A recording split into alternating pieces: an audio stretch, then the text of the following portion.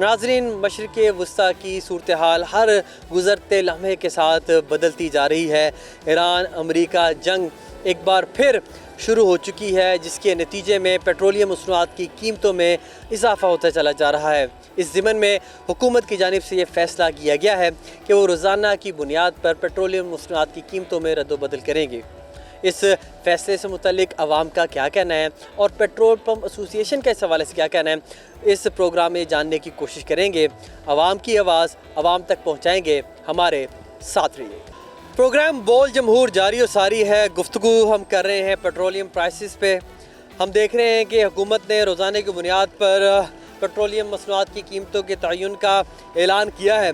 अब तक तो उनमें सिर्फ इजाफ़ा ही हुआ है, कमी तो नहीं हो सकी। हमारे साथ एक भाई साहब मौजूद हैं, इससे गुफ्तगू करते हैं। चाचा, क्या कहना चाहेंगे? आप बाइकियाँ चलाते हैं, किस तरह से आपका गुजर बसर हो रहा है? और जब से ये रोज़ाना की बुनियाद से तयन हो रहा है, हुकूमत कहती है हमने इसलिए ऐसा किया है ताकि लोगों को लंबी लाइनों में लगना ना पड़े और पेट्रोल की सप्लाई कम ना हो। जी शुक्रिया, आपने अपना ख्यालात का मेरे से ज़ाहिर किया है। ये मैं तो ये कह रहा हूँ कि इस तरह से हुकूमत मैंने कभी अभी तक देखा है नहीं है कि एक हफ्ते में 2 दफ़ा पेट्रोल का कीमत बढ़ाता है। तो इस तरह से नहीं करना चाहिए। हमारा बिल्कुल हमारा जो खर्चा था वो खाने के पे खर्चे इस पेट्रोल में जा रहा है, तो हम क्या करेगा? बेदेड़ी तो सारा इसमें जा रहा है, तो हमारा तो बिल्कुल गुजारा नहीं है। हमारे साथ एक और भाई साहब मौजूद हैं। बताइएगा, आप क्या करते हैं? मैं बच्चों को कुरान शरीफ पढ़ाता हूँ, घरों में जाके होम ट्यूशन पढ़ाता हूँ, और जो उससे हमें उसका मुआवजा मिलता है उसमें पेट्रोल भी चलाते हैं और अपने घर का निज़ाम भी चलाते हैं। लेकिन मैं एक मशवरा ये हुकूमत दूँगा कि अगर आपका इस पेट्रोल की कीमतों से बढ़ाने से भी अगर आपका दिल नहीं भरता ना, तो आप 5 वक्त की नमाज़ जो होती है उसके साथ भी आप चाहें तो बढ़ा सकते हैं। अगर आपका एक दिन में भी ये नहीं आपका दिल भर रहा, आप अपनी यशा नहीं ख़त्म कर रहे, अपनी गाड़ियों के प्रोटोकॉल नहीं ख़त्म कर रहे, गरीब को आवाम के साथ जो आप कर रहे हैं। फ़ारूक आज़म रज़ी अल्लाह अन्हु की आप मिसाल देते हैं, सिद्दीक़ अकबर रज़ी अल्लाह अन्हु की मिसाल देते हैं। सिद्दीक़ अकबर रज़ी अल्लाह अन्हु ने फरमाया था कि अगर मेरी तनख्वाह में गुजारा नहीं होता तो फिर गरीब का कैसे होता? तो मेरी तनख्वाह फिर गरीब के बराबर कर दी जाए या फिर उसकी तनख्वाह बढ़ा दी जाए।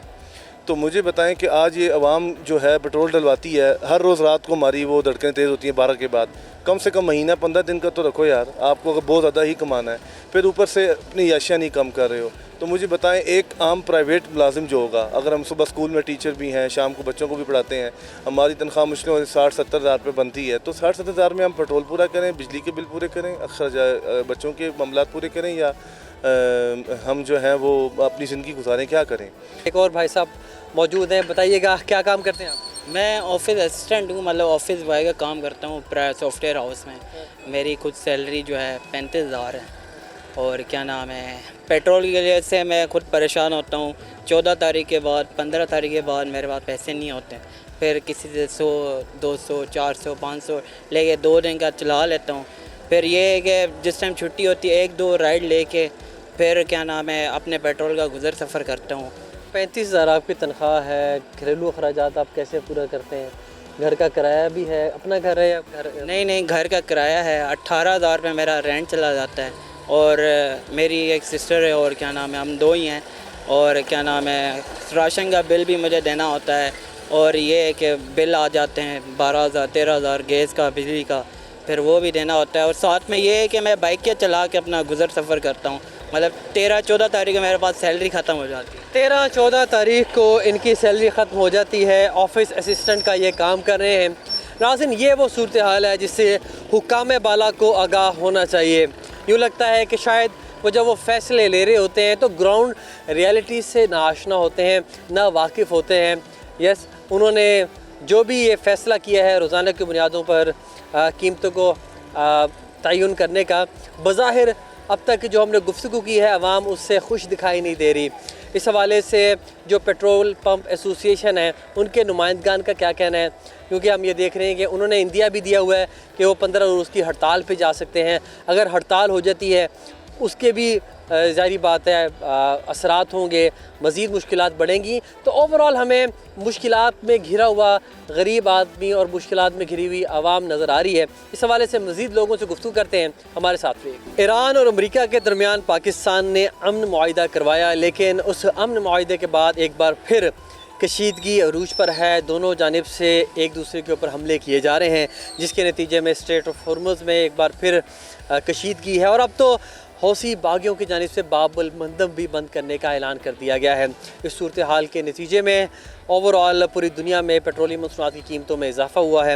پاکستان میں بھی روزانہ کی بنیاد پر جب سے قیمتوں کے تعین کا فیصلہ کیا گیا ہے تب سے مصنوعات کی قیمتوں میں اضافہ ہی ہو رہا ہے، کمی نہیں ہو رہی۔ اس حوالے سے عوام سے گفتگو کرتے ہیں، ان کا اس حوالے سے کیا کہنا ہے۔ السلام علیکم۔ وعلیکم السلام۔ کیا حال چال ہے آپ کے؟ الحمدللہ۔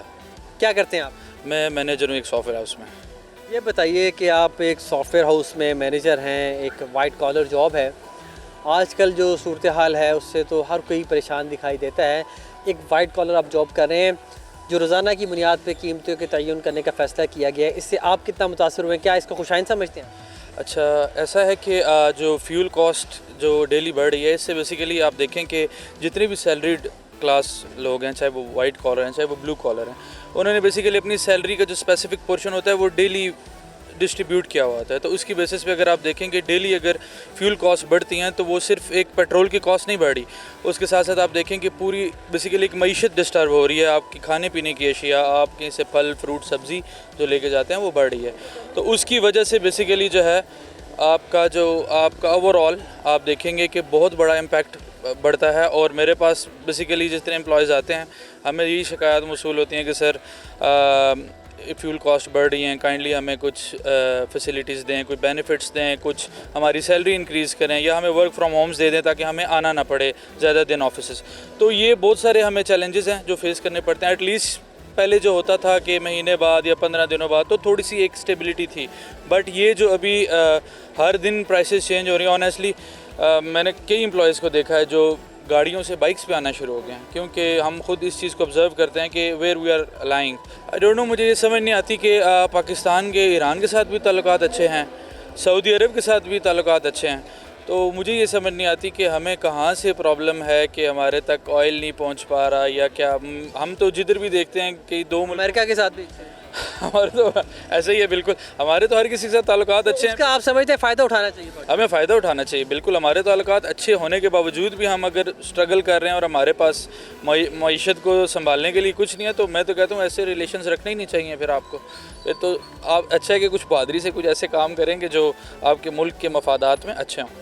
بہت شکریہ، گفتگو آپ نے ان کی ملاحظہ فرمائی۔ ابھی ہم مزید لوگوں سے گفتگو کرتے ہیں اور ان کا موقف بھی آپ کے سامنے رکھتے ہیں۔ انہوں نے ایک بات بڑی اہم کی ہے کہ آپ کے ایران کے ساتھ بھی اچھے تعلقات ہیں، سعودیہ کے ساتھ بھی اچھے تعلقات ہیں، سو آپ کو اس کا کچھ فائدہ اٹھانا چاہیے عوام کے وسیع تر مفاد میں۔ اور جو ویسلز ہیں وہ گزر رہی ہیں پاکستان کے الحمدللہ۔